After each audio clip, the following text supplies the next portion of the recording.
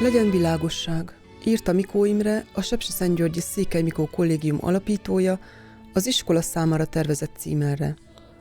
A 160 éve páratlan összefogással felépített Alma Mater diákok ezreit nevelte és neveli ma is kitartásra, emberségre, hűségre és helytállásra.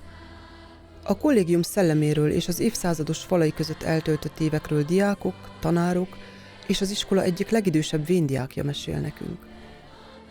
Volt egy szolidaritás az iskolai, a diákság között, egy összefogás, ami abban is megnyilvánult többek között a büszkeségünk, a Mikós diáknak a büszkesége, hogy